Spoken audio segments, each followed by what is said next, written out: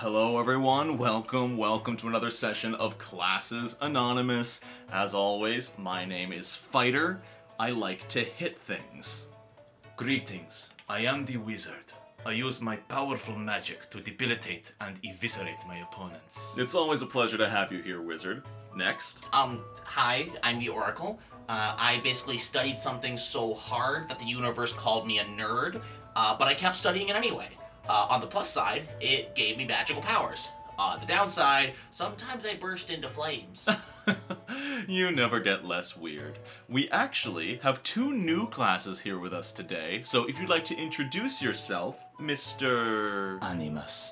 Oh, like robots. This guy likes robots. Hi. Not like robots. I communicate with the spirits of the dead on an intimate level. They whisper to me the secrets of reality, and I weave that knowledge into powerful divine magic. Did you say intimate? Yes, I share an intimate connection with these spirits. That's a little creepy. It is not creepy. It is creepy. Oh, go and ponder your orb. And over here we have the Exemplar? Hello. Yes, I'm basically a god. What? Well, not quite a god, but I'm almost a god. It's like that song from Lion King. Can't wait to be a god. I think it's King. Pretty sure it's god. I would know. I'm basically one. So, the Animus and the Exemplar. Both not what I was expecting, but also kind of what I was expecting. I had mentioned people were talking about Avatar as a potential player class, and Exemplar is very much that. I guess we'll start by talking about that one. The Exemplar is something else, let me tell you. It is a rare class. I believe the first and only rare class in Pathfinder 2e so far. Meaning that GMs have very many rights to ban this class. Not like they should have to. And I'll save it for a few more minutes. I have some issues with this class. It's a playtest. We'll see about it. But let's start with the really obvious elephant in the room with the Exemplar. You have the power of the divine inside of you. And not just like a cleric who casts like cure light wounds and fix your boo-boos. No. You have a fragment of godhood within you. You are part god. Lending credence to the classic player character trope, especially for newer TTRPG players, of, oh, my character is actually a god. You know, they used to be a god, or they were sent by a god, or they're a god-given soul, you know, all that classic stuff.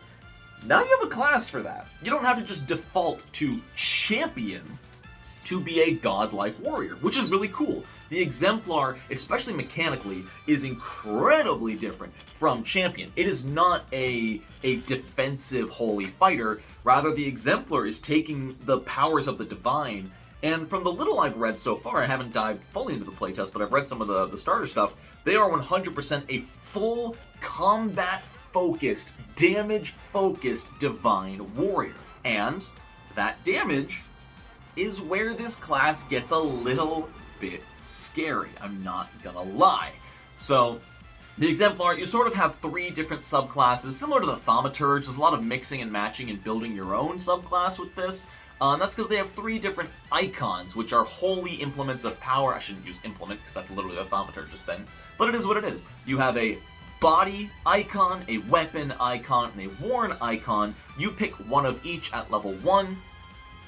And during combat or whatever, you can infuse one of them. They will, while active and infused, give you a passive benefit and a unique action you can take while it's activated. So, you know, if you activate your weapon icon, you might get +1 damage per damage dice on all of your attacks, and then a unique 1 or 2 action special attack with that weapon. I'll use one here as an example. The Fated Shot weapon icon. While wielding a ranged weapon and you activate the icon, you deal 1 extra spirit damage with all of your attacks per weapon damage die with that ranged weapon. And for 2 actions, you can target a 5-foot burst within 60 feet and make everything within it make a basic reflex save against your class DC, and on a failure, they take damage equal to your normal weapon damage. If they crit fail, it does the same damage as a critical hit with your weapon, including fatal and deadly. So like a short bow or a firearm with this is nuts. And here's already where my issue is here. the Exemplar is really freaking strong. This is a level 1 feature I'm describing. Keep that in mind.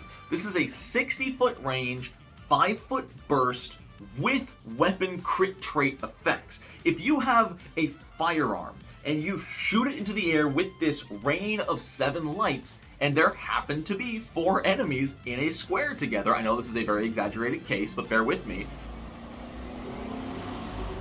Hello?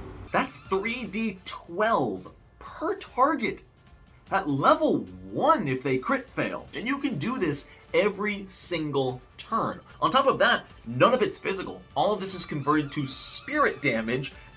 And keep in mind, this is a level 1 feature. A level 1 Exemplar can get this. It has all of these effects. And before using this ability, you can just decide to make it non-lethal. You can just make these deific, sky-piercing shots from the heavens non-lethal, putting the target into a deep sleep if they hit 0 hit points.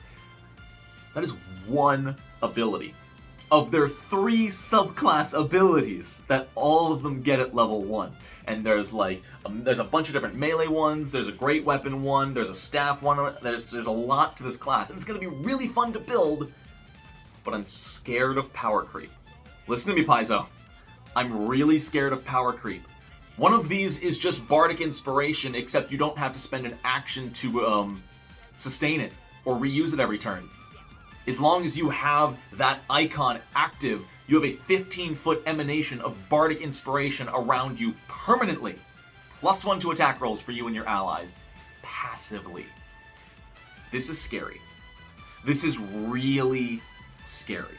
But it's a playtest.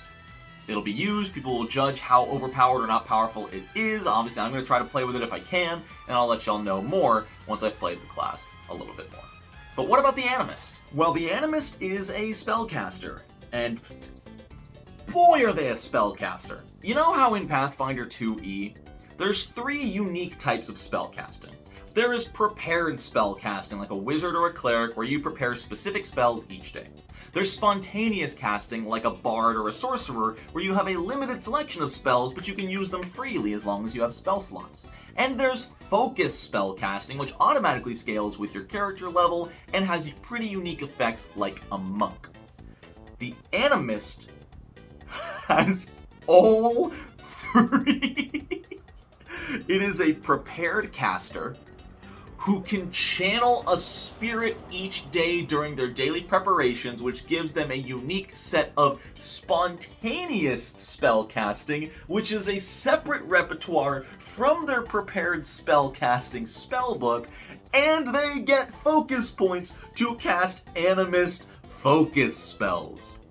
If you've ever been intimidated by playing a spellcaster in Pathfinder 2e, do not play an Animist, please. They're really cool. Their subclasses look awesome, and the fact that they can change the spirit they're channeling each day leads to a really customizable spellcaster, but man, having to keep track of which slots are prepared and which slots are spontaneous, also while keeping your focus spells intact, ooh, it's gonna be a lot. I'm excited to read more of it and get into the feats and the class features of these classes, so look forward to that coming this weekend, and if not next week. I'm going to be doing deep dives into these playtests, going over, in my usual long-form style. It's been a while since I've posted one of my long-form videos, so if you're missing those, get ready for 2 solid videos where I'm going to go all the way through the class features and the feats. Put me on in the background while you play Baldur's Gate 3. So yeah, this is just one of 3 videos going over this playtest. I hope you enjoyed the skit at the beginning. If you did, leave a like on the video and leave a comment. Are you excited for the Animist? Are you excited for the Exemplar? Have you had a chance to read them yet? Because as of the time of this video posting, the playtest should be public. So that's all from me. I hope you all enjoyed the video, and I will see you either tomorrow or Monday with a deeper dive into the Animus. I hope you all have a wonderful rest of your day, and until next time, no Nat 1.